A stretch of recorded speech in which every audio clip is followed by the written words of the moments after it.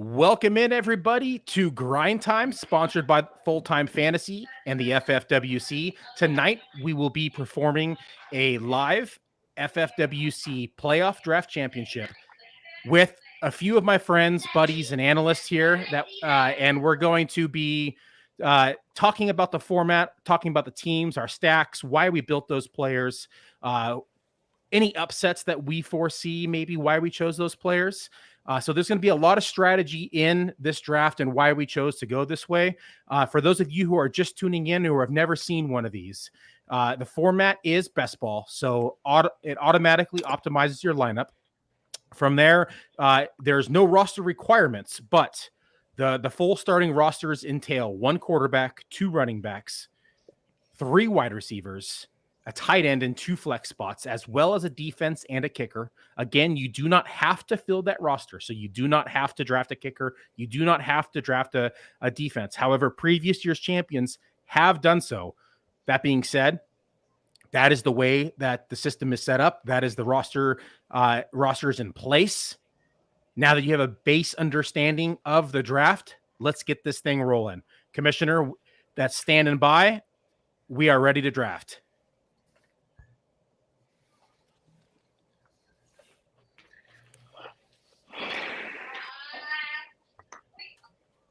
Bradley with the first pick. Bradley, there you go, man.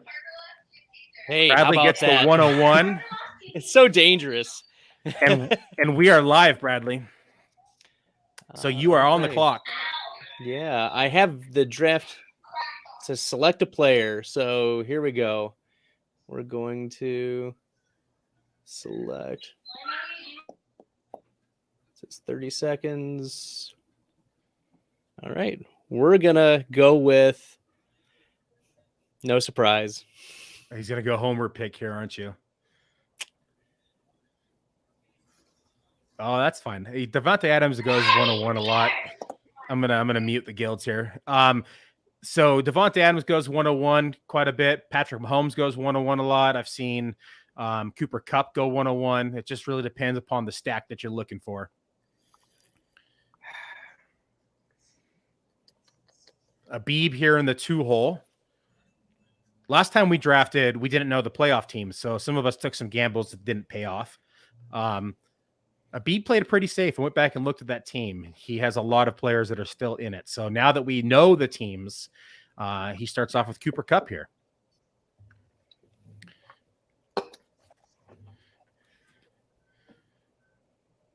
Great. The guild's just, I heard his kids calling him. Oh, there he goes. He's got Pat Mahomes. Now I'm on the clock. Well, I already have a Rodgers stack, so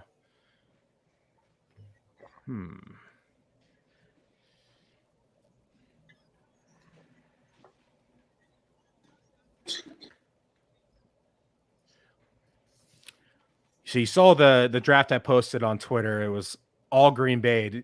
Did you boys see that? I loved that. I mean, that was awesome. But you're not getting that. Nobody's getting a start like that tonight. Nope. Stats Guru says, "Yeah, let's go." Don't give away your stack plan, he says. No, we're all going to snipe each other so nobody can stack. We're just going to have this team of hodgepodges everywhere. Risk it for the biscuit. So for our listeners, let's start off with Theo. Why don't you give some of our listeners a little bit about, oh, you're on the clock. Abib, why don't you give some of our listeners a little bit about your background, your high stakes background, and some of your accomplishments and why I chose to have you on tonight. That I have no clue, but yeah. So I've been playing high stakes probably for about 4 years now. Really like the last 2 or 3 years is when I've kind of really taken a deep dive in. Have played really in NFFC as well as FFPC. I think most of my teams over the last 2 years have been through the FFPC. Was fortunate enough to win one of their tournaments, the football player guys. Just one? to the tournaments.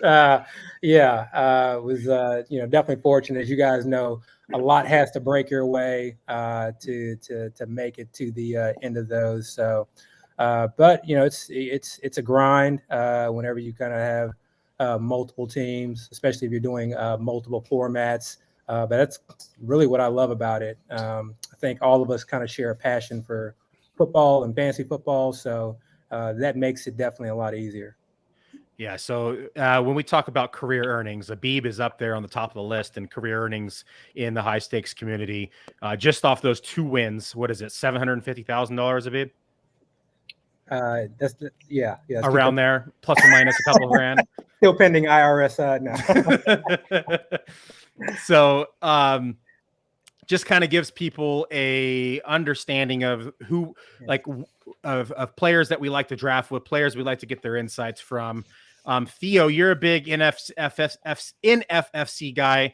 We're breaking you into the FFWC. Why don't you give us all the players a little bit of background about you? So I do podcasts with the GOAT District, and I write the waiver wire article on Player Profiler. And I have done high stakes fantasy for a while. I did NFFC, pretty much only NFFC for a while. And then the last 2 years, I've tried to go heavier in the FFPC. And I'm also, hopping into the FFWC here. I'm really enjoying this format. And I'm certainly don't have a Beeb accomplishments, but I was runner-up in the Silver Bullet 1 year in the NFFC, and I was first in the combined standings, which was the NFFC Classic plus the RotoWire Online Championship. And then this year, I had a couple teams do pretty well in the main event, mostly in the regular season. But I'm thrilled to be here. I love this format, and I love drafting with you guys, even though it's extremely difficult. So I'm looking forward to another one, guys. Yeah, I don't think many players can say what Abib has accomplished. I mean, and the man just says he's playing for like 3 years, and 2 out of those 3 years he's won, a chunk of change here or there. So it's pretty amazing feat what Abib has done. But Theo is an excellent player, an excellent analyst as well. I love drafting with you both. Always like having you guys on. And Bradley here is my co-host of the Fantasy Football Fanalists. And Bradley is one hell of an analyst. He just finished out the Fantasy Pros Expert Ranking competition in first place for the final week. I'm stalling for you, Bradley, because I realize you're on the clock. Yeah, thank you. I appreciate that. I do. I was going to introduce him, then I realized he's on the clock here. So That's got one more pick. It is. That's just how it is. Or I could be evil here and not stall and just have you time out, like all these guys did to me. Like literally, I think you intentionally did that a couple times earlier this fall. It was pretty brilliant, but you're not gonna get me to time out on this one here. There we go. All right, so looks like so Bradley, why don't you let the listeners know your analyst backgrounds and yeah, give them the 411. Sure. I've been playing fantasy football for about 10 years now. Started, small. That's, I think, how many fantasy players get into it. But, the home leagues. And then I started winning those pretty consistently and doing really well. And I was like, I'm just going to continue to do better. And then a few years ago, started into the dynasty realm.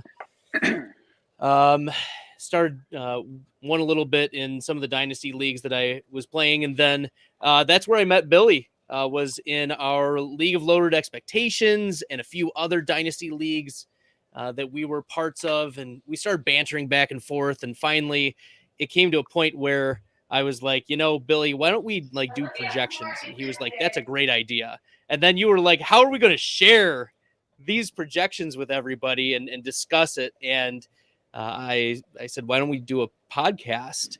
And so that's where the Fanalists started out, with just doing some sheets, projections, discussing teams. And then within the last year, Fantasy Data picked us up. Evidently we did okay. We represented this year. Both Billy and I had a week of accuracy rankings on Fantasy Pros that hit number 1.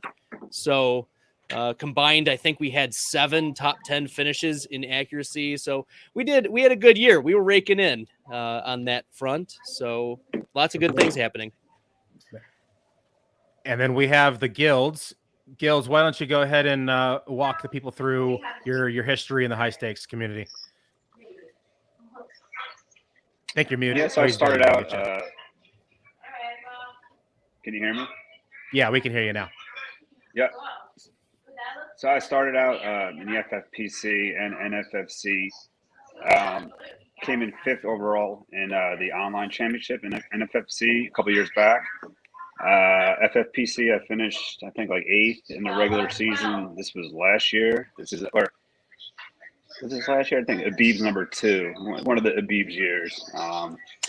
And I just playing high stakes. I do baseball as well. So I'm kind of a dual sport threat, if you will. But yeah, I just enjoy it. I enjoy the high stakes world. And yeah, that's all I got.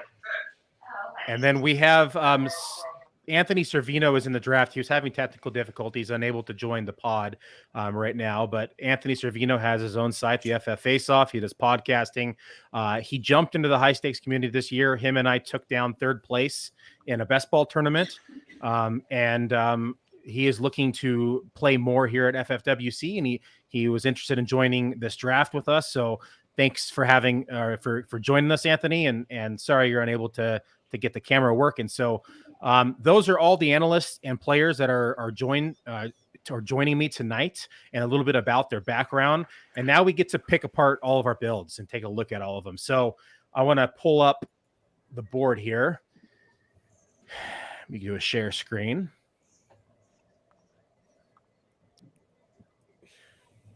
So let's show the board.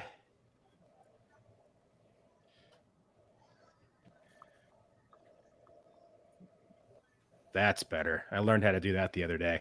Okay, so Stalder's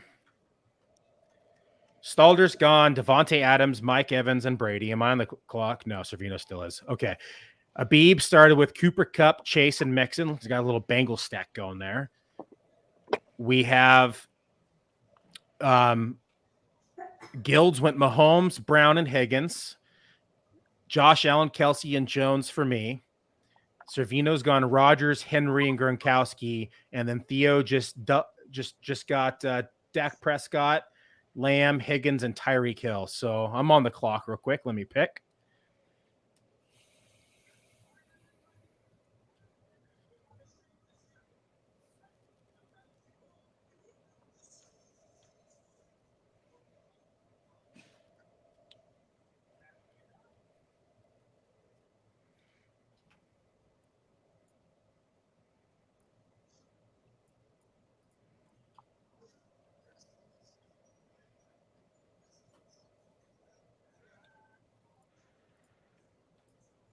I don't own him yet in this tournament, so I'm going to grab Zeke here. Let me refresh the board for people to see.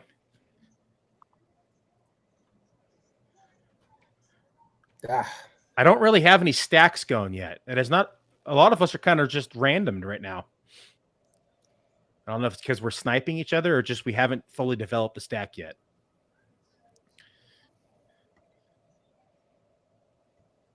Abib, did I take Elliott? Was that who you were hoping for?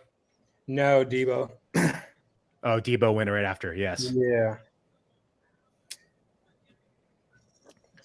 So do you think that SF upsets Dallas, or are you picking Dallas to win?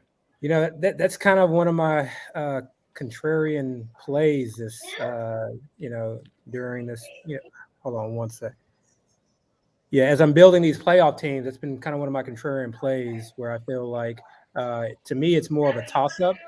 And because those guys are going at value, especially in the drafts, it's been an easy team to target, in the event that they upset. Because I really think they have a team that could beat any of the teams in the NFC any given week. Just all dependent on how Garoppolo plays from week to week. Yeah, I built a team last night, and I literally called it Museo's Underdogs. And I did like a base KC stack. So I did Mahomes, Kelsey, and then I went both the kicker and the defense late, and also took Darrell Williams. And then I did nothing but underdogs outside of that. So I went SF and I went New England, thinking that if either of those or both of them can upset, it's going to be quite contrarian to the general public and may have a chance to really run and score some points. So not something to recommend if you're only doing one of these, but if you're doing a few of them and you're able to throw out some contrarian plays, I highly suggest it to give yourself some diversification and to really, open up different possibilities of outcomes for these games.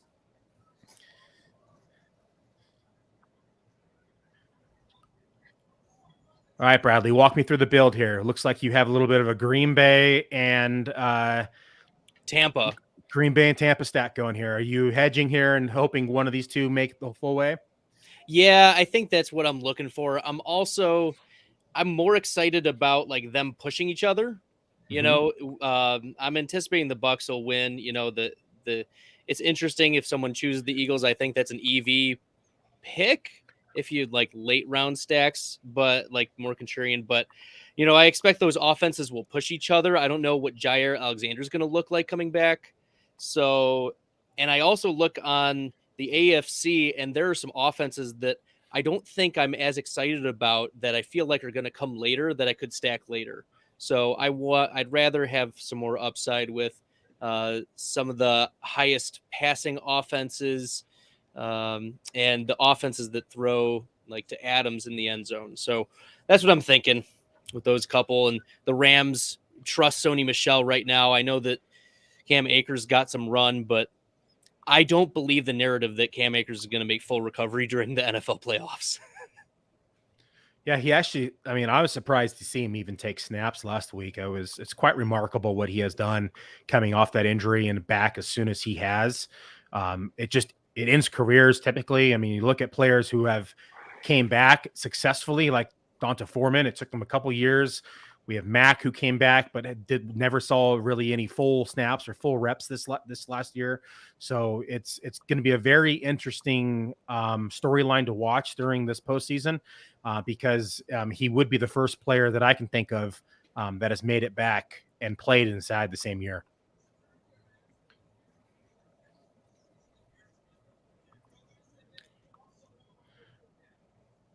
All right, Gilds, walk me through your build here so far.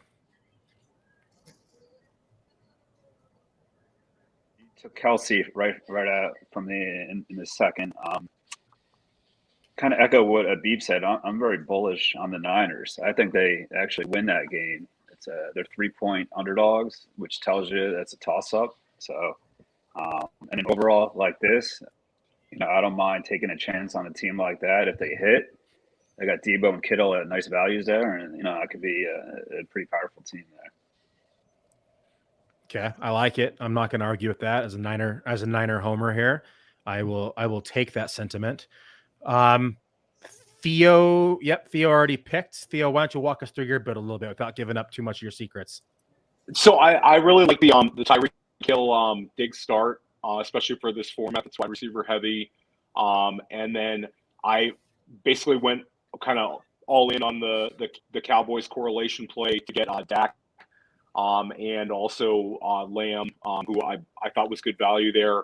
I think that if the Cowboys do get by the 49ers, I really like their chances of beating the Bucs. So I think that there's a chance we see Dallas Green Bay in the NFC Championship game, and Green Bay would be my favorite in that game, but I could see it happening. So I'm going all in on Dak. I've done twice in this format, and then I went Boyd and Darrell Williams were just more structural. I kind of contrarian play to CEH. I kind of like Darrell Williams to have a decent playoffs, and then Boyd. I see Cincinnati getting to this weekend, and also going into Tennessee with a chance to win. So I like Boyd as kind of a sneaky wide receiver for me in this build. Okay. This is like my most hodgepodge build I built right now. Like I don't have a stack going. It's kind of refreshing for once. Like I was talking with Abib off air, and he said I feel compelled to stack, and I have yet to see a team like not stack all the way through, and I'm almost halfway there, and I kind of want to finish it out. I don't know how to do though. I get because if you get to think like you have to stack a winning squad in order to the person who's going to win probably is going to have the majority of that team or a lot of that team all the way through.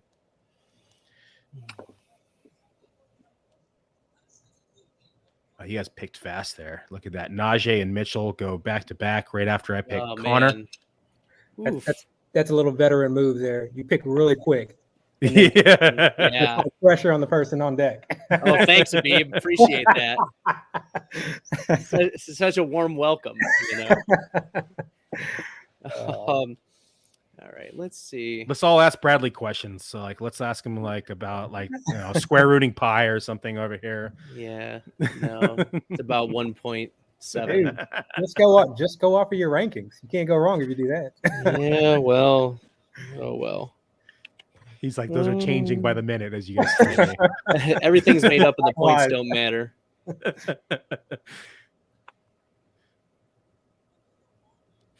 Uh-oh, tick-tock. Damian Harris. All right. I didn't like that, but here we are. Let's see. I didn't like that one. Nevertheless, let's see.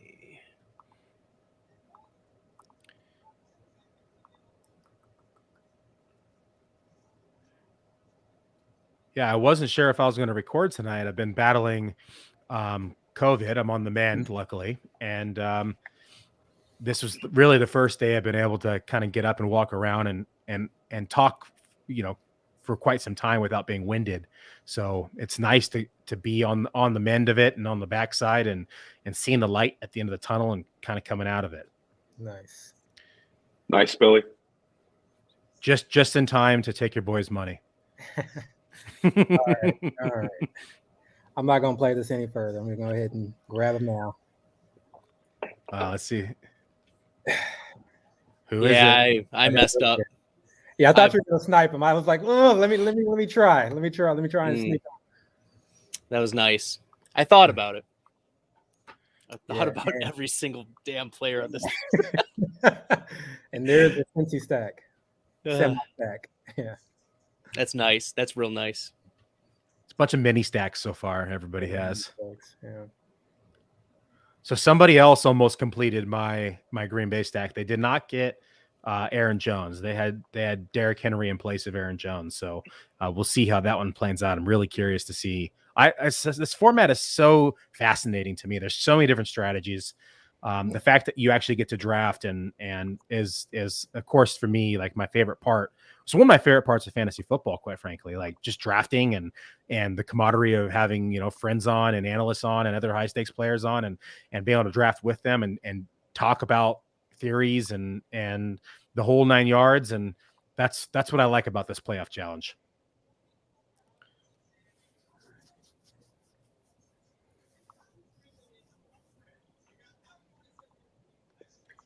No, it's definitely a breath of fresh air after like grinding all season long, and then you have something completely different, and you have such a short amount of time to get all your drafts done. It is very exciting.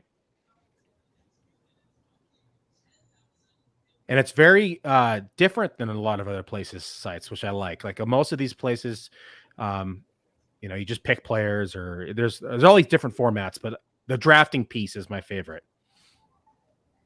No, it's great.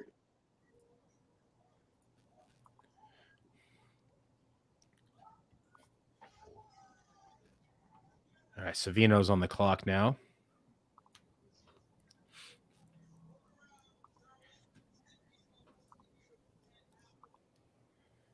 Reading.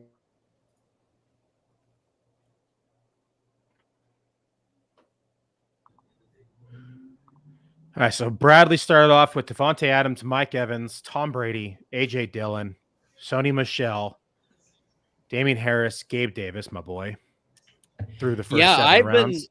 I've been changing my tune on Gabriel Davis. I think I've come around a lot. He had, 14 targets last game?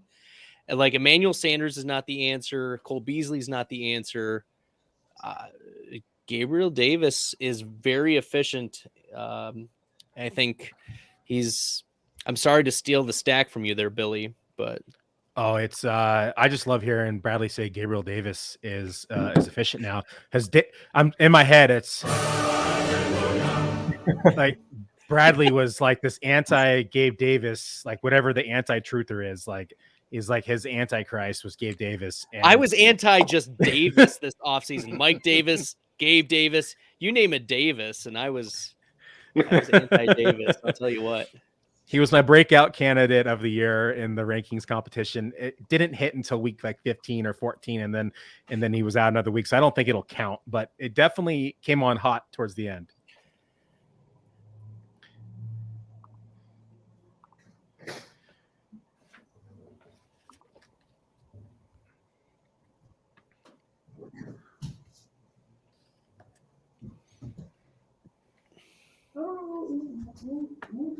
We got I'm a Habib little so stuck far. on this pick.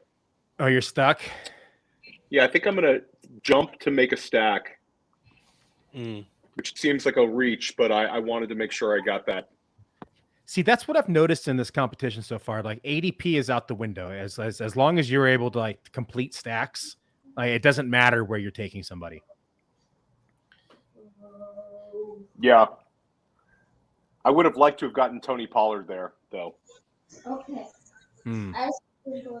Yeah, Servino sniped you, didn't he? Yeah, I would have liked that a lot.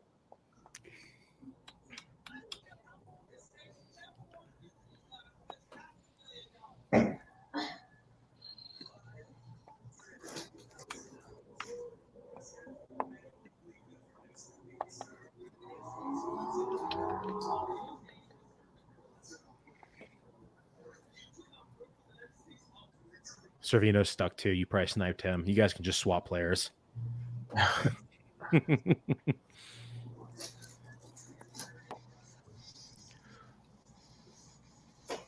Interesting. Ooh. I got him in round 13 today. Akers. Wow. He's a believer. Must be a believer. I mean, he ran some routes and caught some passes, but I think Sean McVay is ever optimistic. Like, he's the new Pete Carroll in that respect. That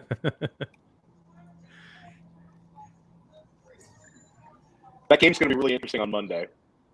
That Rams Cardinals game. Yeah, there's a few games that like I think that they could be upset, and if it does, it's going to really throw off a lot of people's strategies on this, because I think most people are expecting Dallas to win. Most people are expecting Buffalo to win. Most people are expecting the Rams to win. But if one of these teams loses, because there's going to be an upset, somebody's going to upset somebody this weekend.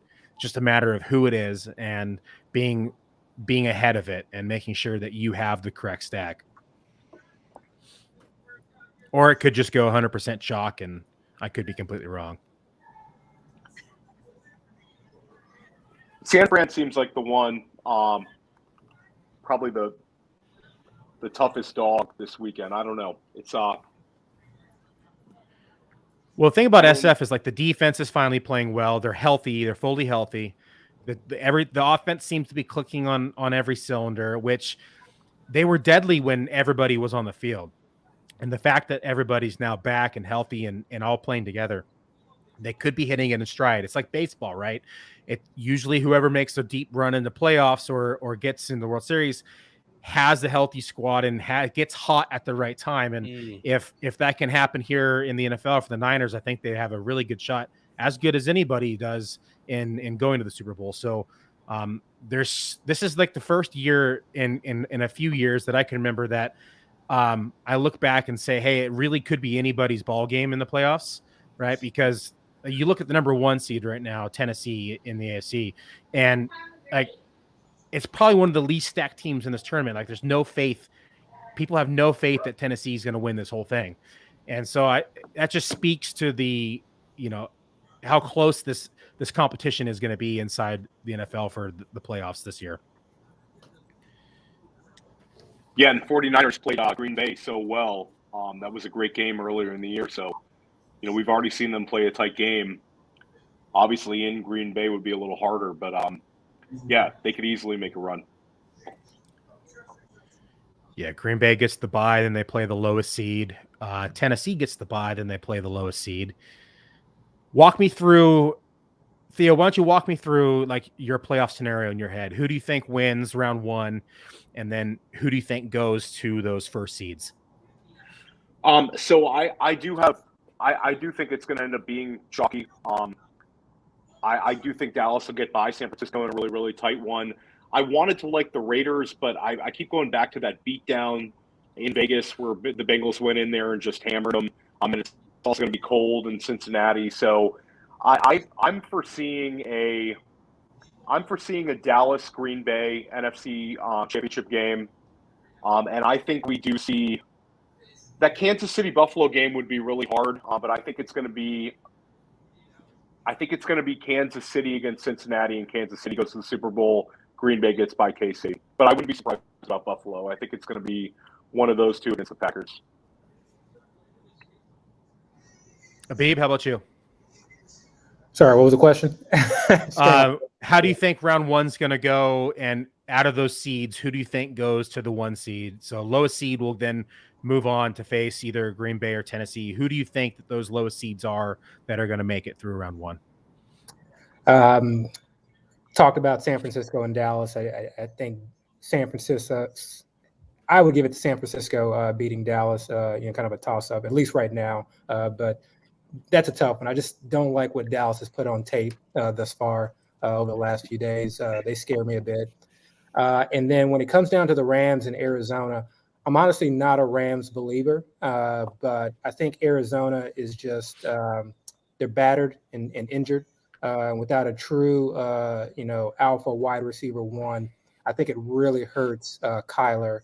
I was expecting to see him advance as a quarterback this year, and I just, I really haven't seen that. So I think he's going to struggle against that Rams defense just enough.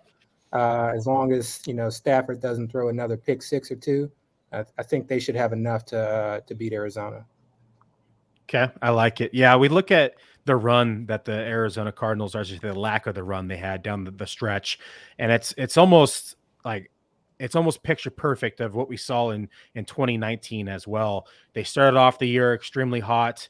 Kyler got hurt, team got a little banged up, and then they just kind of lost their pizzazz and just the wheels fell off per se. And next thing you know, they're battling for a spot or to even maintain their spot. That being said, Hopkins is not playing this week, but he could make a return here if they're able to win this week and squeeze one by. Might be able to return the following week, maybe the week after. We don't really quite have a full timeline on Hopkins, but if they are able to get some of their pieces back together, if they're able to squeeze one past the Rams, I could see them make a deep dive. But it really depends upon how they play this week against one of the best teams in the playoffs. Not looking likely, though. Not good, Bob. Not good, right?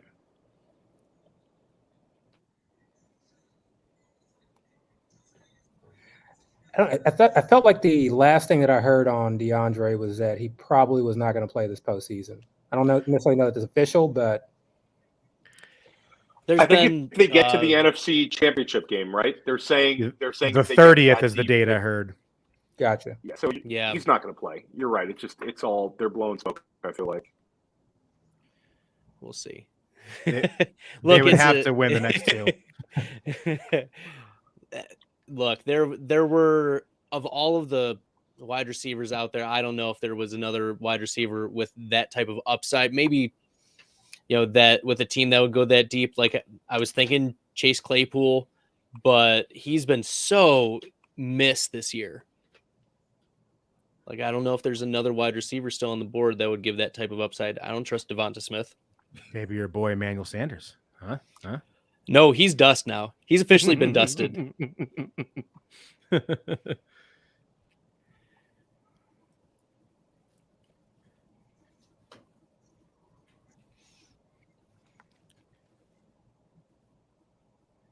I officially have a stack, I guess. I almost went stackless this entire game, this entire draft.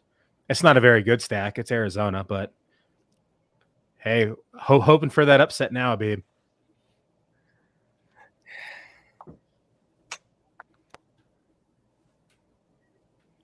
Yeah, sometimes the draft board kind of forces you into a direction to make, Yep. to make your team work. I drafted a Ram stack earlier today, and I had the whole shebang. So I had, I started off with Cooper Kupp in the first round. I was able to grab Sony Michel. I was able to grab Odell Beckham. I was able to grab Van Jefferson. I got Higbee. I even got Cam Akers late, the defense and the kicker. So the whole team. So we'll see. Let's see if it's going to be, see how that one does. I really like the full team stacks. I think you could make a really deep push with one of those kind of squads and fill it in the blanks with the, with some of the players around. How have you been treating defense and kicker, Billy? I've been drafting him. I've only not drafted him once. This is, I think, my 8th or 9th draft I've done. So only one time I've gone all positional players. I've tried no tight end as well. I feel empty when I do that though. Like I just feel like I'm missing out. Yeah, and to take a 0 at a position for multiple weeks is just, I don't think it's a winning strategy. I think any points, especially if you're going to hit a team that's going to make it the distance and you're going to get 3 or 4 weeks out of a defense or 3 or 4 weeks out of a kicker.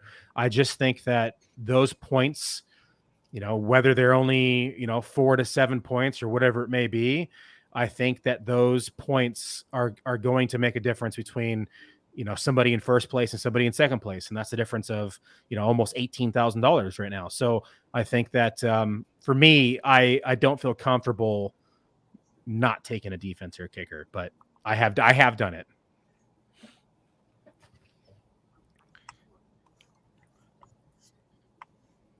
I'm on the clock now.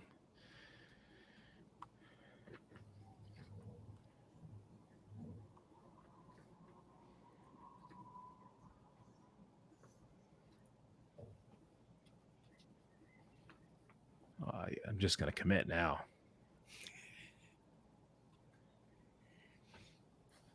No, I'm still gonna pick somebody else. I keep going back. One of the games that I think is a coin flip for me, and I'm probably in the minority here, is the Bills versus New England. I mean, New England beat them once this year. The Bills beat them the second time. They crushed them the second time. But I can never count out the Patriots in the playoffs. Mac Jones has been playing well. This defense is good. I can just see a point where this is a low scoring game, and it could be the fact that whoever has the ball last wins with the field goal. What's your guys' take on that game?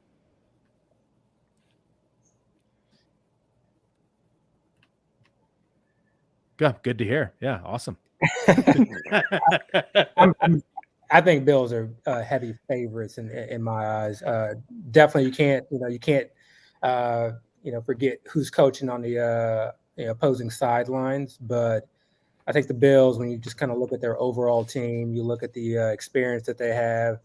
Josh Allen, I can see it being a close game, but I think when you have a quarterback that can really, take his team down the field in the last 3 minutes of the game to get a field goal or get a needed touchdown, that's just such a huge advantage in the playoffs. So in games like that, I look at the overall team, and I think the Bills have the advantage there, but the kicker is always a quarterback, and I think they have a significant advantage there. So it's an easy Bills W to me. I'm on the Bills. I think the Bills win. I think that Bills by a touchdown. Bradley? Yeah, I think that the Bills, they just have that upside, and it's not going to be although it's a 0-degree game, isn't it? It's supposed to be 0 degrees as a high. Yep. So but maybe, no wind. No wind, but still going to be damn cold. Okay. Yeah, it was like 5 degrees high here in Michigan earlier this week, and I canceled my nightly walk because I had gloves and a hat and the whole shebang, and I still was like, it's too cold. It's too cold. So I know that they've got warmers and they know that they've got all those things, but it still affects how you play, and you wonder whether that's going to affect the aggressiveness of teams there. So that may play into New England's hands. I think that the Bills are more talented and certainly offer more upside, but I think it's within a touchdown. Scott says Bills go to the Super Bowl unless they lose in round 1 of the Pats. It's just one of those matchups, right? It's gonna be a tight one, I think. I mean, we all need that Buffalo Kansas City game next weekend. I think that would just be that's what we need. That's going to be a great game, and I hope we get it. You mean you don't want to watch the Patriots beat them and take on Kansas City, and then from there it's going to be like them captain check down for Mahomes, and it's going to be another low scoring game? You don't think the NFL wants that? Absolutely not. Absolutely not.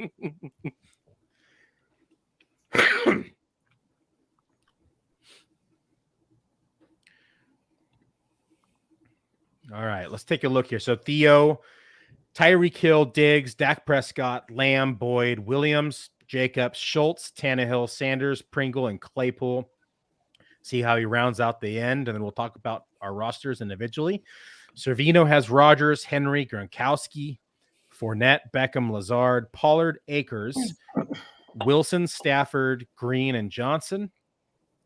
My team of misfits here is Josh Allen, Kelsey, Jones, Elliott, Cooper, Connor, Kirk, Renfro, Jones, Murray, Myers, and Sanders. And then we have Guilds here. Geller keeps throwing me off. I'm like, who is Geller? Mahomes, AJ Brown, T. Higgins, Debo Samuel, George Kittle, Najee Harris, Brandon Ayuk. So he's going all Niners here. Deontay Johnson, Edmonds, Stevenson, and Foreman. And then Abib goes Cooper Kupp, Chase, Mixon, Singletary, CEH, Mitchell, Burrow, Van Jefferson, Waller, Higbee, double tight end, Beasley, and Perriman. And then Bradley just came around the turn. He's got Devonte Adams, Evans, Brady, Dylan, Michelle, Harris, Gabe Davis, Knox, Hopkins, MVS, Vaughn, Devonta Smith, and then the Packers. He's got one more pick. We're going to wrap up the round 13 here. Probably going to see a bunch of white and purple, I think is the color.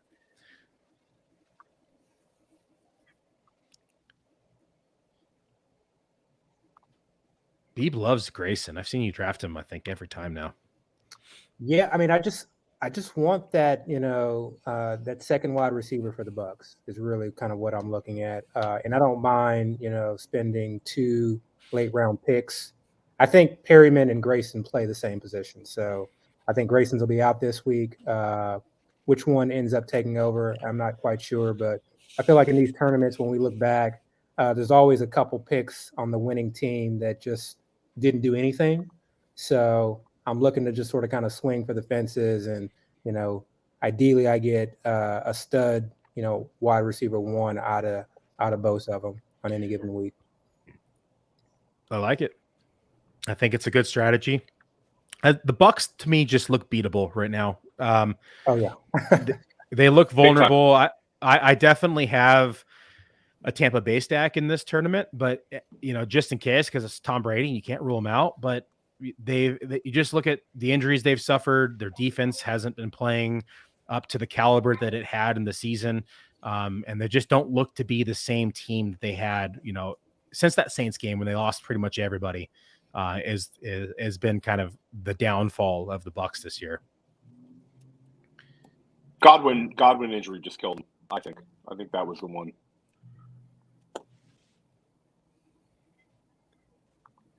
Good thing I had my queue set up. I just auto picked.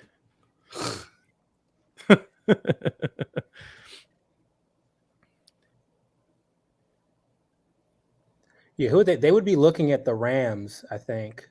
If the Rams or the Cardinals, likely in round 2.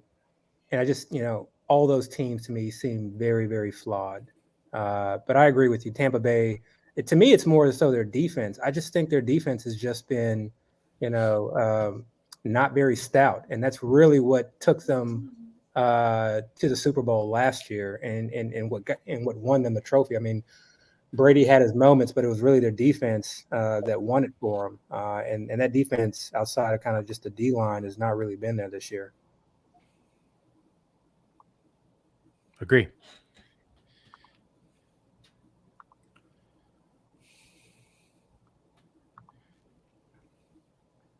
Safino takes the first defense. What are your thoughts on tight end here? Because I've noticed a lot of drafts, and even this one, most of us are taking one, maybe I guess two in the last round. I mean, like I have Kittle. If they lose, I get no points from that spot, right? The rest of the whole tournament. Correct. Yeah, I've been taking one. I'll take two if I get somebody like Habib did. I have a Waller and a Higbee team. I have a Knox and a Higbee team. If I'm getting like that caliber, like if I'm not getting Kelsey or Gronk, I'm usually grabbing two, or I have a team where I just said, you know what, forget it. I'm not taking any of them, and I'm just going to go all wide receiver and running back outside the quarterback position. That's kind of one reason why I'm fine, in certain situations, just not drafting a defense and getting a second tight end, because in either scenario, you may be taking a zero. If I can get someone like a Waller who can, maybe give me a 25 points in one game, maybe that's just enough to kind of put me over the edge. And then with this build, I kind of want the Rams and the Bengals to be the ones to advance to the Super Bowl. So, hopefully get one big game out of Waller and then just kind of some points here and there from Higbee.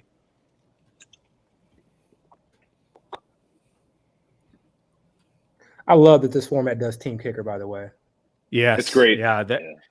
Inside the World Championship, which is their version of the main event, and they also have a 350 over here as well. Both are team kickers. So like you don't have to worry about, rostering two kickers. You can just leave one on and rock and roll the whole way through, because no matter what, like for instance, we had the Chiefs kicker, and when Butker got COVID, I think week 15 or whatever it was, we didn't have to worry about it.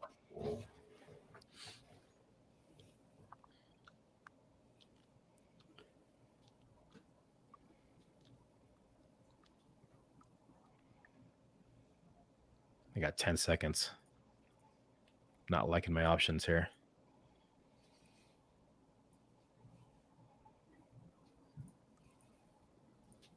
I don't think I own him yet. I'm going to do this one.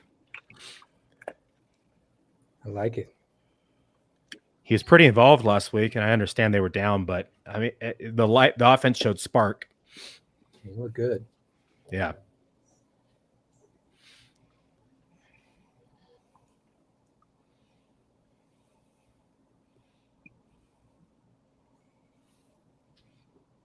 It's going to be interesting to see King Henry's involvement too once he's back, and how much are they going to just throw him out there if they are, right, or if they're going to continue to use Foreman and Hilliard as well. That's something I want to keep an eye on.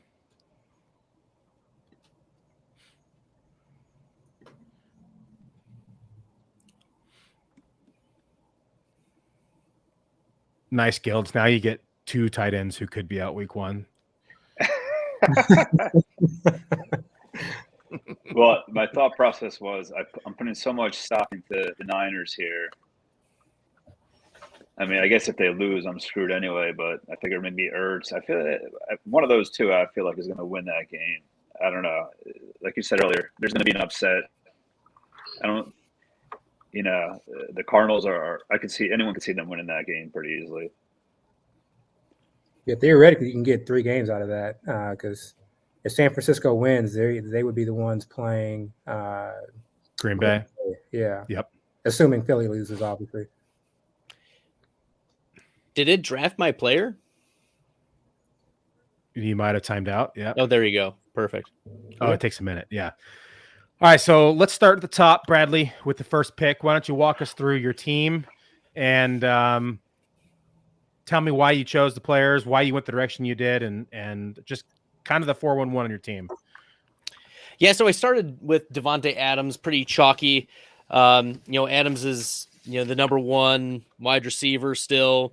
Rivaling Cooper Kupp. That's up for debate. At least Cooper has put that into conversation, but I like Adams. I'm Packers homer, so can you blame me? Mike Evans and Tom Brady. They play week 1, and with going with Adams with the bye week 1, I knew I needed some big time offense, and I think the Bucs are going to have to continue to push against the Eagles. The Eagles are a sneaky offense. So Brady, Evans, stack, then come back with A.J. Dillon, Sony Michel. A.J. Dillon has been getting a lot of the run and a lot of the goal line carries, especially in games where the Packers are in control, and with the Packers defense playing, they've not played well the last few weeks, but they were really strong at the beginning, and getting that bye week and everybody healthy, I think is going to, put them in a good position to win, not only against either the Eagles or the Bucks, or go to the Super Bowl. As a homer, that's my hope. And then Sony Michel, I talked a little bit earlier. I don't trust the Cam Akers narrative that he's going to take the majority share anytime during the playoffs. It'll be a nice story and narrative, but I think it's Sony Michel and his run here. Damian Harris in New England. I needed a running back. I also felt like if the weather's going to be bad, they're going to hand off to Harris at least round one. Even if they lose, well, then I lose Harris and I got, some running backs. Gabe Davis. I talked earlier that I'm more of a believer in Gabe Davis. Dawson Knox as well has the touchdown upside, and I needed a tight end at that point. I felt like DeAndre Hopkins is a long shot to play in this offseason, but if he's there, then he was the number one option for Kyler for the entire season as long as he was healthy. MVS rounds out that Green Bay wide receiver correlation. Keyshawn Vaughn took on the Leonard Fournette role. I know Fournette was activated from IR and has opened his practice window, but I think it's going to be Keyshawn Vaughn getting majority of play this first week. That's what I'm hearing, unless I hear otherwise. So I think getting Vaughn that late in round 11, not too bad for a round one.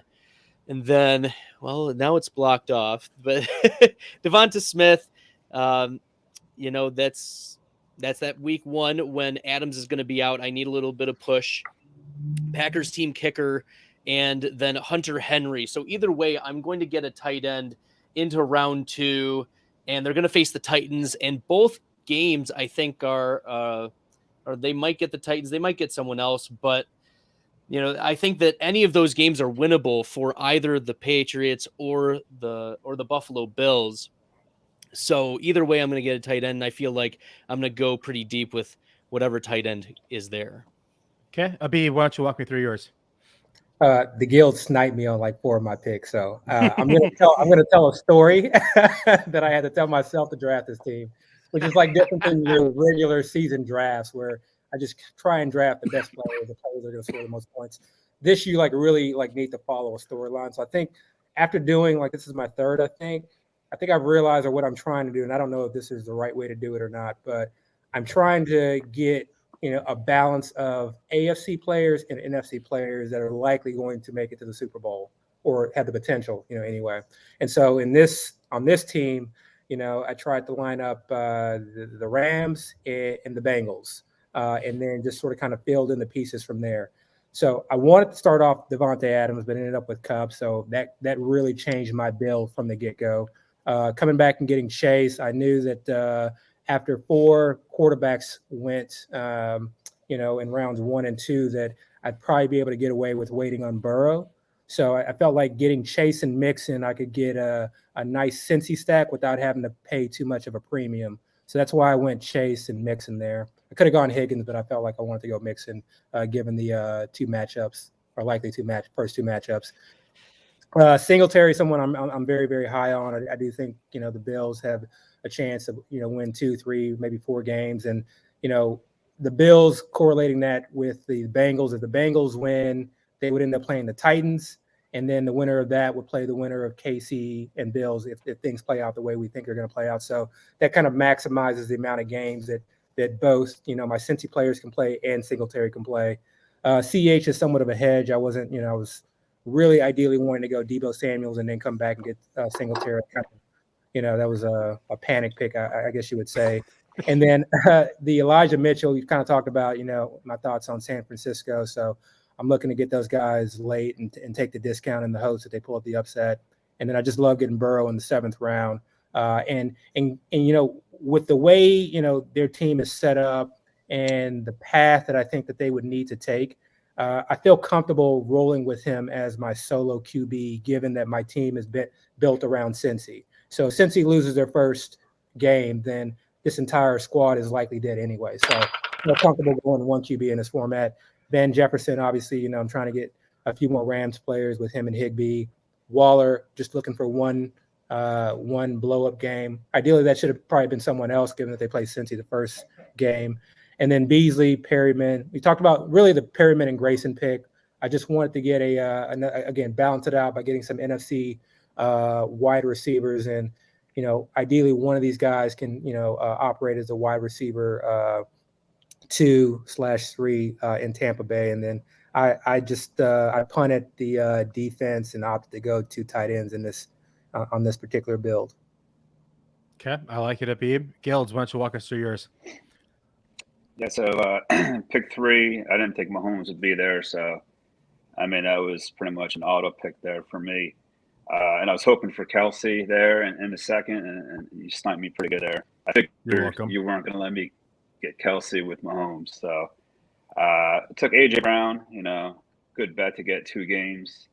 Again, everyone's down on Tennessee, and they could be, they could play 3 games, get to the Super Bowl. It wouldn't really be that shocking, but then just followed up with T. Higgins. I was between Higgins and Lamb. But going with my next picks, you can see I'm pretty high on the Niners. I do think they win that game. So essentially, I just went with that thought process and, Samuel, Kittle, and Ayuk. The Najee pick there, I was sniped kind of on both sides. I wanted Connor to fall. And then I was hoping I saw Abib with 3 running backs. So I'm like, okay, let me take Najee. He's got a good chance for, 20 plus there. And hopefully Elijah falls, on the way back. So Abib wasn't having any of that. So I didn't really like the Ayuk pick. But again, if I'm high on the Niners, I'm just going to roll with that, and especially like an overall component like this. And then Deontay in round 8, to me, that's a smash pick. You get 1 game, whatever, he could score 30 points in that 1 game. Running backs did get away from me here big time. And that's kind of why I went with Foreman and Moss, just a couple guys that might get 2-3 games in there. You never know with an injury, how Henry's going to respond with a foot. Just take a gamble. One of them could, maybe fall in the end zone once or twice. And then last, Ertz, that was my kind of Kittle hedge if the Niners do lose. But again, if the Niners lose, this team is probably not doing too much anyway. But I think it's got potential, especially if one of those running backs can actually provide some decent weeks moving forward. Okay, thanks, Gilds. This is only my 2nd draft I did without a kicker or a defense after I said I think it's hard to lose those points. But the way that the board was falling, I kind of have a team of misfits here. I didn't really have a stack at all until about round 6. You're right, Gilds. I did not want you to have a Mahomes-Kelsey stack. It's the only reason why I took Kelsey. For me, I did not really need or want Kelsey on this team. I have him in a lot of these picks, but I saw that you had Mahomes and said, I can't let that happen. I'm going to go ahead and take it here, and then I don't have to worry about tight end the rest of the way. So that's why I chose Kelsey. Josh Allen, it's actually my first Josh Allen team. I in the beginning of the boards, I've usually started with either Kupp or Adams or Mahomes. Have never had Allen fall to me when I've been on this side of the board. So this is actually my first Allen share. I should have gone all Bills, but I didn't. Following up with Aaron Jones, again, it guarantees me a round 2 player since I started going with an Arizona stack later. That I knew I was going to be able to kind of play off that week 1 bye and be able to go from there. Elliott, I'm hedging another play that I have with Elliott and Cooper, kind of a mini stack here off a Niner team build that I did. Theo had already started the Dak and Lamb, so I wasn't able to grab Dak later, which is what I was hoping to do, but Theo grabbed him pretty early. After I started going through, I started saying, you know what, I'm going to just do a mini Arizona stack here, see if they upset the Rams. I already have a Ram stack. I already have a Green Bay stack. I already have, 4 or 5 other team stacks. I don't have anything with Arizona in there a lot, so I wanted to get a few Arizona players in there to hedge some of my other builds. So hence why I did that. I do have them as dogs this game. I agreed with Abib's sentiments earlier that they just have not looked the same without their Alpha X receiver here, DeAndre Hopkins. But if they do upset, I want to make sure I at least have one dog in the fight. So that is the Connor, Kirk, and Murray picks. And then from there, Renfro was just a solid pick. I think the Bengals will win that game, but the way that the Raiders have been playing, it would not surprise me if the Raiders actually won. I don't think it'll happen, but if they do, Renfro's as good as anybody to put up, 15, 20 points this year with how he's been playing and his involvement in this offense. So even if he is a 1-week wonder, he's probably good for 12 to 18 points this week. So from there, I picked Julio Jones again, looked for a buy for week 1, week 2. Who knows? Maybe we might see some of the old Julio reemerge. I doubt it though. He looks pretty dusty, but who knows? He may surprise us in the playoffs. Kyler Murray was that final piece for the Arizona stack. And then I chose not to go defensive kicker and just to go pure positional players and take some darts on teams that are most likely to make the shot at the end. So not talking about Myers. Myers was a hedge with Josh Allen, but it was Sanders, Hardman, and McKinnon were all kind of bets for the Buffalo or for KC to kind of make it the rest of the way. So instead of grabbing the defenses, which I already own in a lot of these drafts, I chose to go with the positional players just in case one of them pops off in the playoffs.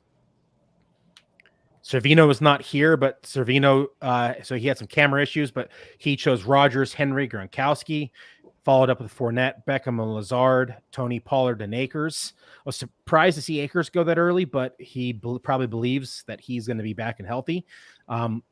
Wilson, Stafford, Green, Tyler Johnson, and then he went Chiefs and Rams. Theo, walk us through yours. So I would have preferred Mahomes, Allen, or Rodgers start. But when those guys were gone, I decided I was going to go with a Hill Diggs start. I like both of them, especially for this format. And then coming back around, I would have loved to have seen Mixon or Jones fall to me. But with them both gone, I decided to push Dak up and build the correlation play with CD Lamb. I like that one a lot. The Boyd pick, I regret a little bit. I should have gone running back there. I think I ended up getting stuck at running back in this draft. I ended up with I don't dislike the Boyd play. I think that Cincinnati can go far, and I think he could have a nice playoffs. But then I went with Darrell Williams. I like Josh Jacobs a little bit, especially with Billy. I know you've spoken about the Raiders as a potential upset pick this weekend. I don't see it as well as you do, but I respect your opinion on that game. So I think if they can get by, I think Jacobs will have a nice one. And then I continued the Dallas stack with Schultz. And then I wanted to go with Tannehill. I don't see Tennessee going that far, but they do have home field advantage. And I think Tannehill could end up being a nice value as my QB2. And then I like my Pringle and Claypool picks. I thought they were both good value. And Sanders was just structural. And Hilliard was kind of a fading King Henry bet. It was either Hilliard or defense, and I went with Hilliard. So I definitely got stuck at running back, but I like what I did with having Dallas and then having 3 Kansas City Chiefs on the opposite side. Okay, I like it, Theo. So before we wrap up and I'll let you guys out of here, go ahead and give me your Super Bowl predictions, teams, and final score, starting with Theo. I'll go Green Bay Packers 31, Buffalo Bills 28. Okay, I got Packers versus KC, and I'm going to say Packers 28, KC 21. Guilds?